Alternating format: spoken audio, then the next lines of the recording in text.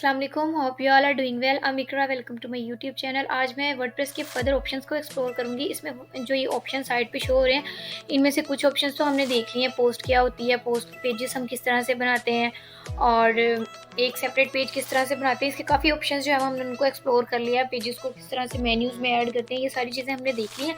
लेकिन हमने अपीयरेंस में जो थीम्स होते हैं, हमने ना तो थीम्स को देखा है ना ये भी प्लगइन्स को देखा है। तो इस वीडियो में हम प्लगइन्स और थीम्स के बारे में ही बात करेंगे कि थीम्स क्या होते हैं। तो थीम्स जो होते हैं वो हमारी वेबसाइट का लुक होते हैं कि हमारी वेबसाइट जो है वो किस तरह से नज़र आनी चाहिए। फॉर एग्जांपल जैसे मैं एग्जांपल ले लेती हूँ, जैसे ये डिफरेंट वेबसाइट है, तो बाय डिफ़ॉल्ट कुछ थीम्स जब हम अपनी वर्डप्रेस को इंस्टॉल करते हैं हम, तो उसमें बाय डिफ़ॉल्ट कुछ थीम्स होती हैं। जैसे ये एक इसमें डिफरेंट जो है वो वेबसाइट दिखाई हुई हैं, तो ये सारे थीम्स हैं कि यह हमारी वेबसाइट का लुक है, हमारी वेबसाइट इस तरह से नज़र आनी चाहिए।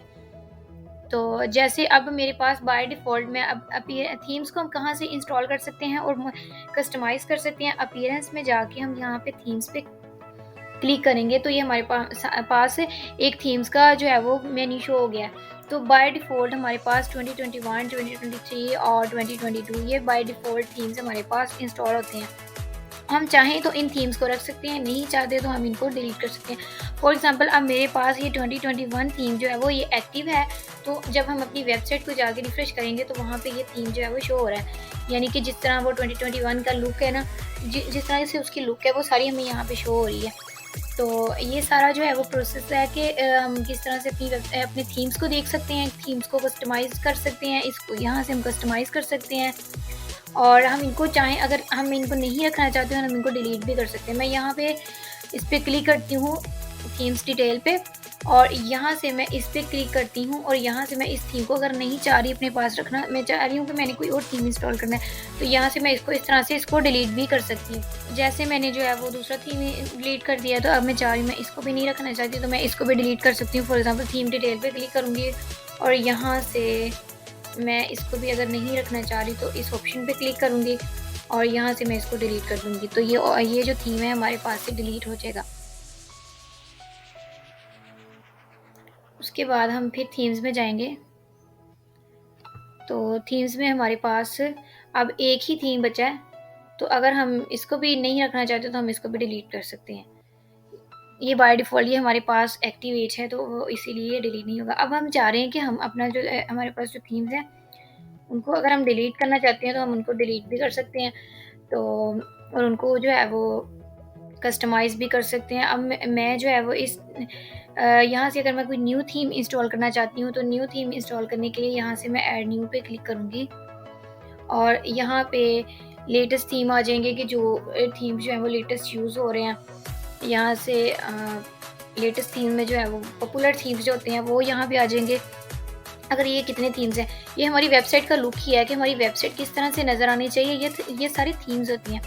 अब जैसे हमने कोई स्टोर वेबसाइट बनानी है, तो वो उसके लिए हम ये वाला थीम एक्टिवेट कर सकते हैं। जैसे ये डिफरेंट थीम्स हैं, हमें जिस तरह की वेबसाइट बनानी है ना, हम उस तरह का थीम जो है वो यहाँ से एक्टिवेट कर सकते हैं और उसको यूज़ कर सकते हैं। तो फॉर एग्ज़ाम्पल मैं जो है वो कोई भी थीम जो है उसको इंस्टॉल कर लेती हूँ अपनी वेबसाइट में यूज़ करने के लिए। मोस्ट फेमस जो होता है ये एस्ट्रा थीम भी यूज़ होता है और ओशन डब्ल्यूबी भी यूज़ होता है, हम इसको इंस्टॉल कर लेते हैं। उसके अलावा एक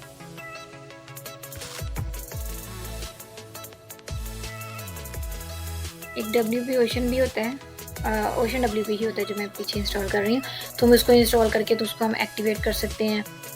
और इसके डिफरेंट थीम्स हैं, तो हम जो सा भी थीम हमने चाहिए या जिस तरह की भी हमें वेबसाइट बनानी है, तो हम उस तरह का थीम जो है वो यूज़ कर सकते हैं उसको इंस्टॉल करके। तो जैसे मैं यहाँ पे इसको इंस्टॉल कर लेती हूँ इसको इंस्टॉल करने के बाद मैं इसको एक्टिवेट करूँगी, तो हमारी जो वेबसाइट है वो इस तरह से नज़र आने लग जाएगी। तो ये सारा होता है कि थीम्स क्या होते हैं, थीम्स से हमारी जो है वेबसाइट का लुक जो है वो उस तरह का ही बना देती है जिस तरह से वो थीम होता है। तो ये सारी थीम्स होते हैं। और अगर हमने अब इसके अलावा अब मैं इसको इंस्टॉल कर लेती हूँ। इंस्टॉल करने के बाद फिर मैं आपको बताऊँगी किस तरह से प्लगइन्स जो हैं उनका क्या काम होता है। प्लगइन्स जो होते हैं ना बेसिकली हमारी वेबसाइट जो है वो हम अपनी वेबसाइट में कोई फंक्शनैलिटी ऐड करने के लिए या हमने उसमें कोई मोर चीज़ें ऐड करनी हैं, हम वो चीज़ें ऐड करने के लिए हम ये मेरे पास जैसे इंस्टॉल हो गया है तो हम इसको एक्टिवेट कर लेंगे। इसको यहाँ से हम एक्टिवेट करते हैं।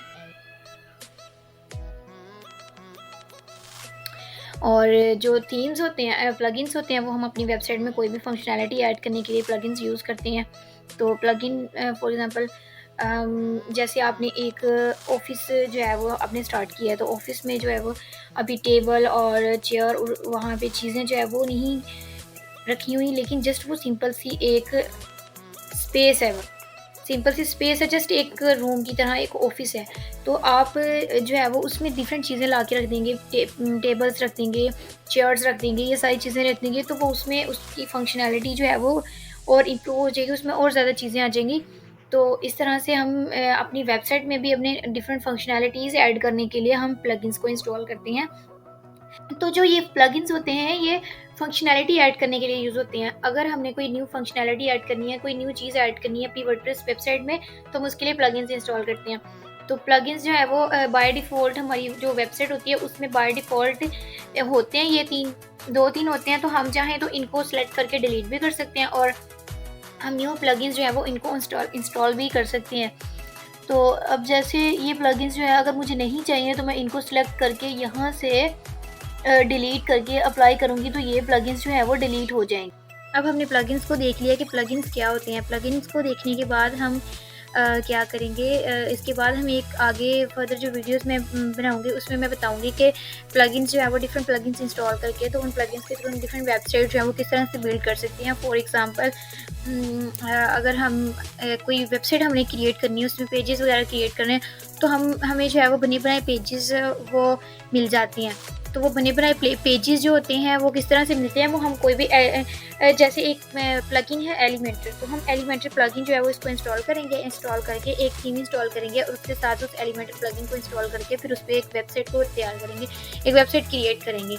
तो ये सारा प्रोसेस था कि प्लगइन्स क्या होते हैं, थीम्स क्या होते हैं। थीम्स किसी भी वेबसाइट की फंक्शनैलिटी थीम किसी भी वेबसाइट का लुक होती है कि वो वेबसाइट किस तरह से नज़र आनी चाहिए।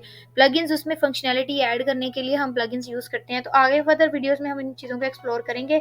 एक वेबसाइट क्रिएट करेंगे एलिमेंटर के थ्रू, और उसमें मैं बताऊँगी कि अगर आपको कोई भी वेबसाइट आपने क्रिएट करनी है तो उसको आप किस तरह से मॉडिफ़ाई कर सकते हैं, कस्टमाइज़ कर सकते हैं। इस वीडियो में अगर किसी चीज़ की समझ ना आई हो तो आप लोग मुझसे कमेंट में पूछ सकते हैं। Thank you.